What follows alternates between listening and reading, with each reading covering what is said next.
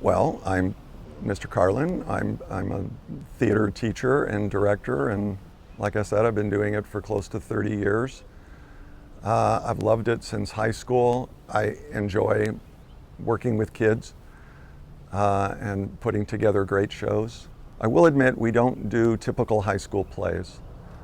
Our department is called Outside the Box Players because we like to step outside the box and do atypical shows that are not often done in a high school arena.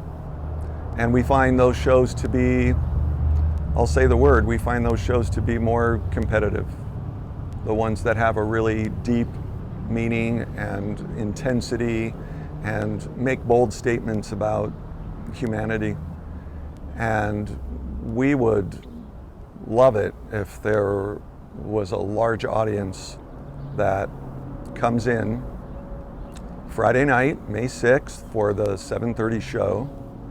And it's a short play. It's 50 minutes, 50 minutes. There's no intermission.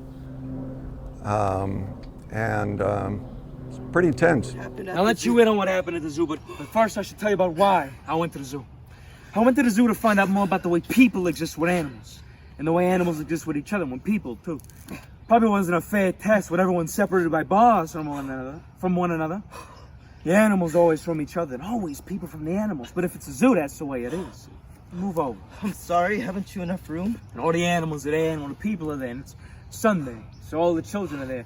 Move over. All right. All the stench is there too, and there's the balloon sellers and the ice cream sellers, the birds are squawking, the seals are barking. Move over! Look here, you have more than enough room. Man, it's feeding time at the lion's house. The lion keeper comes into the lion cage, one of the lion cages, to feed one of the lions. Move over! I can't move anymore, and stop hitting me. What's the matter with you? You want to hear the rest of the story? I'm not so sure. I certainly don't want to be punched in the arm. Hi, my name is Daniel Robinson. I play Peter in the Zoo Story.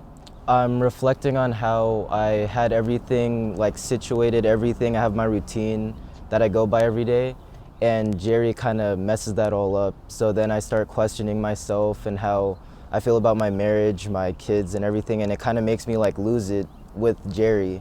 And I realized that this whole time he was basically just trying to take the one thing that's most important to me, which is my bench, and that's basically the object that symbolizes my manhood. And when he takes that away from me, I feel like I'm not a man. And that's one of my biggest insecurities of the whole play, is being a man, having everything, situated and stuff. So he kind of takes that away from me. Hi, my name is Claudio Lacerva, and I'm playing the lead role, I guess you can call it, of Jerry in this show. Back in the fall, we put extensive rehearsal time. We were working our butts off for a while. Since this show is so deep and really impactful, we wanted to make sure that we had all of that in our performance, that it wasn't just a high school show.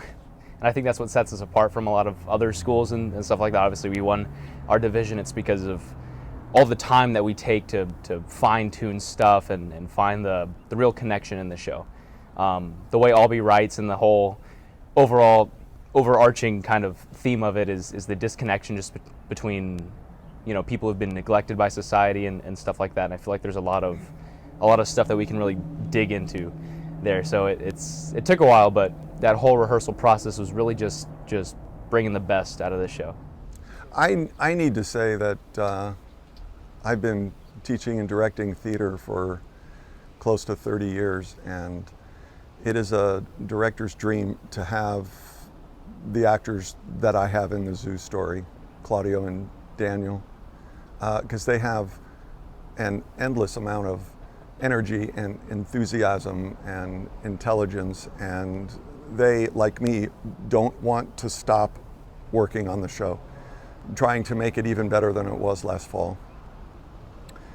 And yeah, I know they've talked already about how we weren't able to take the show to the theater festival to show it to 1,300 screaming thespians who love theater more than anything. It just would have been such a illuminating experience for them. So the least I could do is give the boys an opportunity to do the show one more time.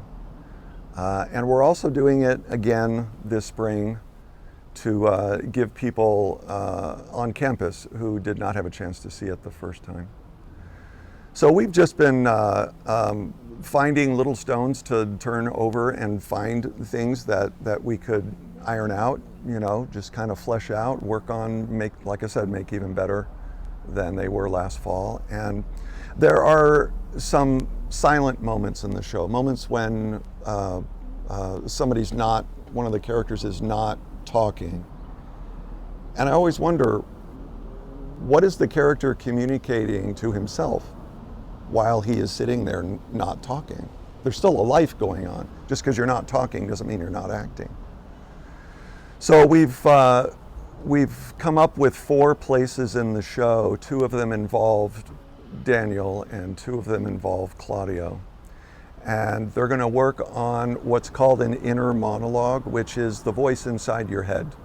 So we don't hear these words in the show. The actors are improvising them to make more specific what might be in their mind during that moment when they are not talking in the show. And it just makes, like I was saying, it makes those silent moments in the show more vivid for the actor and hopefully more vivid for the audience. They might not know what the character is thinking, but they know something's going on in their head, the wheels are turning.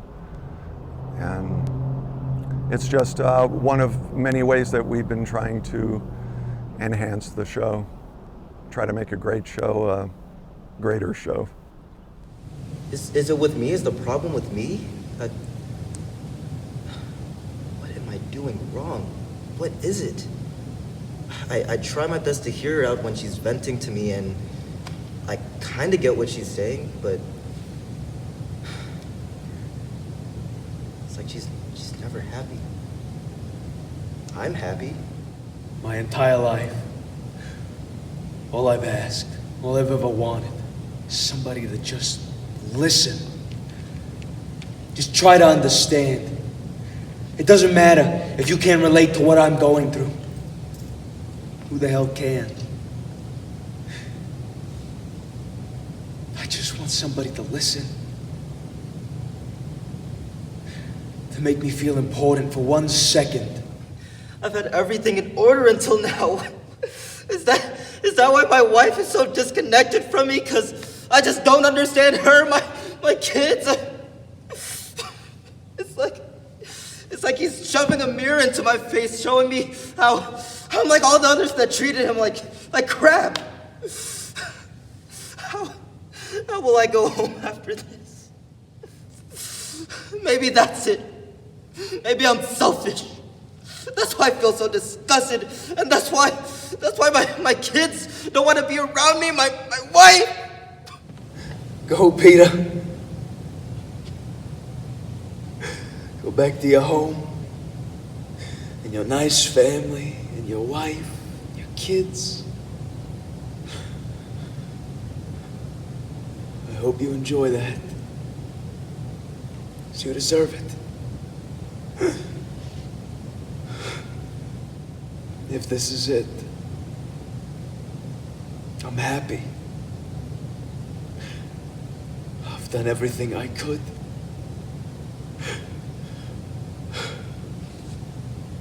Hopefully Peter will remember what I told him.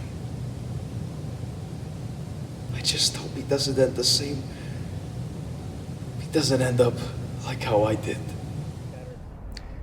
Unfortunately, the CETA festival that we were scheduled to perform at got canceled. So normally where we would have packed the whole show up and brought it to another high school and got to perform it there and got a shot at best overall, main stage show, we didn't get to this year, which was kind of a slap in the face.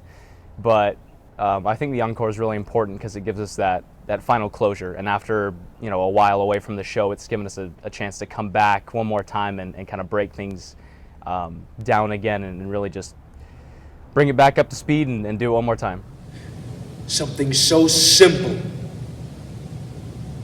And yet I've never had that luxury in my entire life.